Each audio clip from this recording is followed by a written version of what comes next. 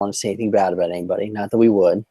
Um, and when I start the interview, there's always this kind of like that I just get so bored with it where people are like, I'm Josh, and we're back and forth. I'm Yeah. just going to ask you a question and just have you start talking. Okay. So, and it'll be about the Flex partnership. But first, easiest question I'm going to ask you, not that they'll get hard, but just say and spell your first and last name for me. Okay. Laura Chase, Laurachace. In your position with the PTA.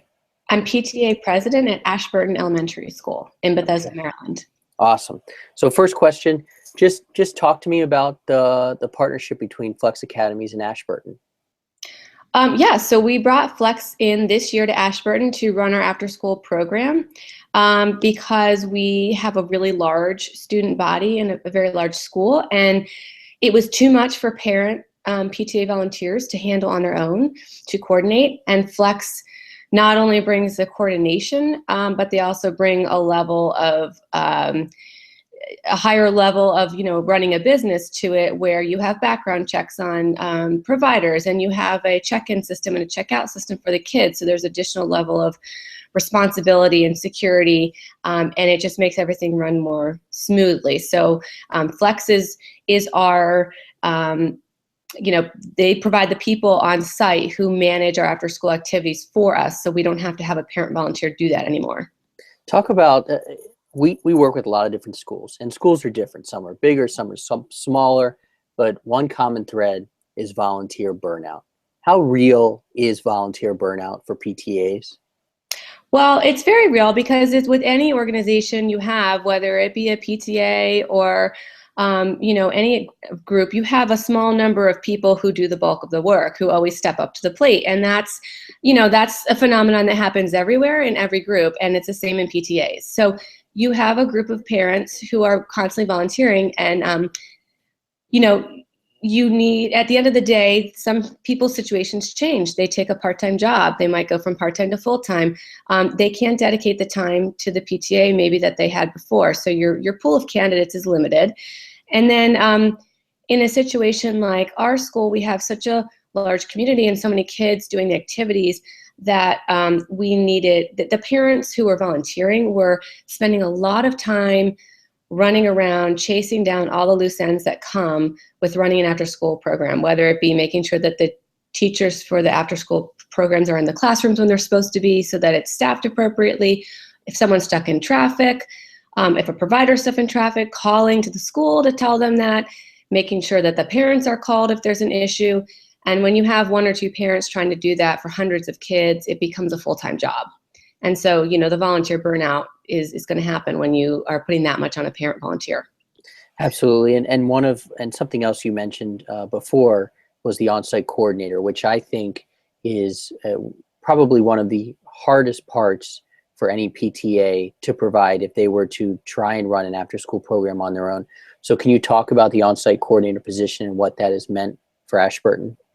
Yeah, I will tell you that the on-site coordinator position has been, I would say, even more helpful for our administration at Ashburton, even more so than our PTA, because what happens is the on-site coordinator is the person who has to make sure that the after-school provider is in the classroom monitoring the kids, that the kids are in the classroom where they're supposed to be, that basically, the trains are running on time and everybody's where they need to be.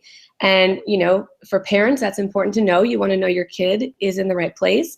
And for an administrator, it's very important because in the past, if if a provider wasn't on time, those kids would have to wait in the office.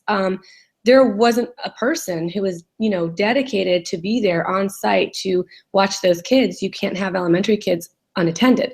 So for the administrators, it's been a huge weight off their shoulders. They aren't the ones now who have to run down a phone tree and call, 25 parents when a provider's late, or have these kids, in the office as they're also trying to do all the other regular duties of their regular full-time job.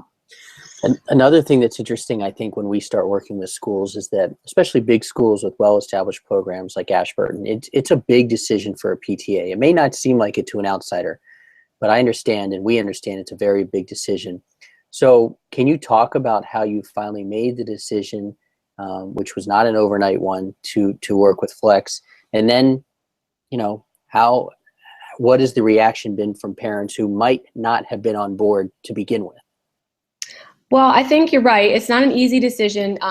The thing that made it a little bit easier for us to make in the end is that, like I said, our school is huge. We have over 900 children. And so the staff and administration simply just does not have the time anymore to deal with these, what in their purview is more of an extraneous issue. Not that they wouldn't want to handle it, but that we can't keep putting on them issues that are outside the school day that they have to handle because they have a job to do and they already are stretched thin. So we knew we had to do something different to take this piece of it off of the school and also off of the parent volunteers who weren't able to dedicate all the time that's necessary to really make this work.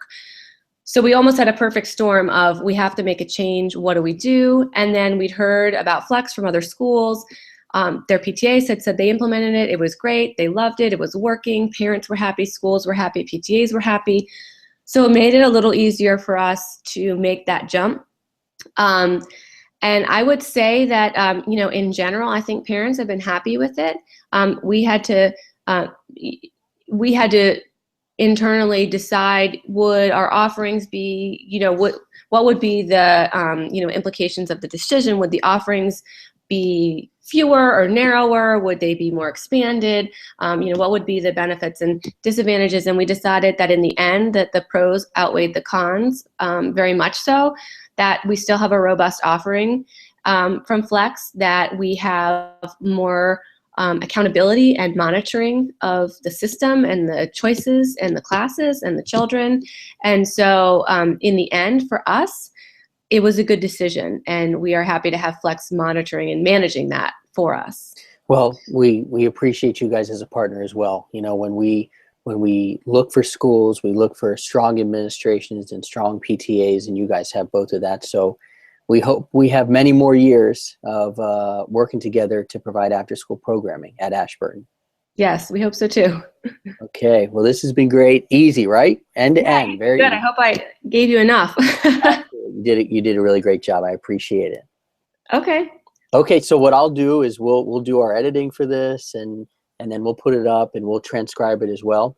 And I will let you know what's going on with it, and we'll put it up in a bunch of different places. Okay. All right. Great. Thank you so much for your time. I do appreciate it. Thank you. Bye-bye. Bye-bye.